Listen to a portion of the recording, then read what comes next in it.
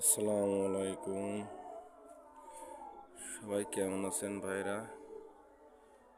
আশা করি আল্লাহ তাআলার শেষ মেহরবানিতে সবাই ভালো আছেন।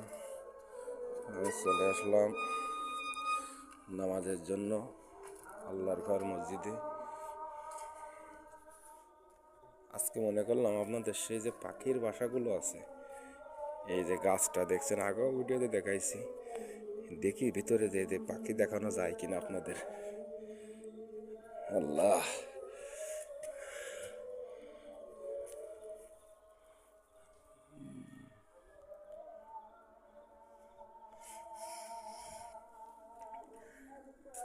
নাই পাখি না।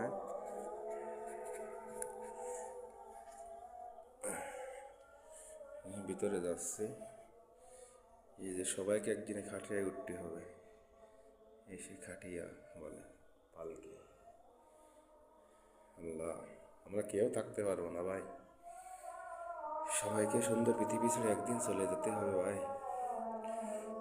আমরা সবাই আল্লাহ তাআলার ইবাদতের ভিতরে থাকি, বেশি বেশি করে আল্লাহর শুকরিয়া আদায় করি, ও নামাজ রোজা হজ যাকাত যাদের যেরকম সামর্থ্য আছে আমরা সেইভাবে আল্লাহর রাজি খুশি করি। সামনে মাহে রমজান মাস আসতেছে, আমরা সবাই 5 ওয়াক্ত নামাজ পড়ার চেষ্টা করি। আল্লাহ সন্তুষ্ট যদি একবার হয়ে যায়, যদি রাজি খুশি হয়ে যায় আমাদের ঘরে, আর আল্লাহর রহমতে জীবনে অভাব হবে না। আমরা ফজরের নামাজ পড়ে প্রতিদিনই রিজিকের জন্য বেরিয়ে যাই। দেখেন যে পাখিগুলো আছে সকালে, এদের কোনো ব্যাংকে কোনো ডিপোজিট নেই, কোনো টাকা পয়সা নাই, আমাদের মতন যেরকম ধান থাকে ঘরে। এরা দেখেন, আপনি আজকে চিন্তা করে দেখেন, এই পাখিগুলো কিচিরমিচির করতে করতে সকালে বেরিয়ে যায়, এদের রিজিকের মালিক আল্লাহ।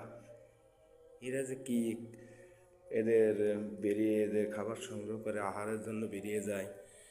আমরা মানুষেরা যদি আল্লাহ আমাদের পৃথিবীতে পাঠিয়েছে একটা উদ্দেশ্যে, কিন্তু আমরা সেটা ভুলে যদি অন্য এই দুনিয়ার মোহে যদি পড়ে লিপ্ত হয়ে যদি অন্য কাজকামগুলো করি, আল্লাহকে ভুলে যেতে, তো আল্লাহ তো নারাজ হয়ে যাবে। আমরা সবাই আল্লাহর ইবাদত বন্দেগীর ভিতরে থাকি ভাই, আপনার হাতে পায়ে ধরি ভাই। আমরা যারা মুসলমান ভাইরা আছি সবাই 5 ওয়াক্ত নামাজ পড়ি জামাতের সহিত।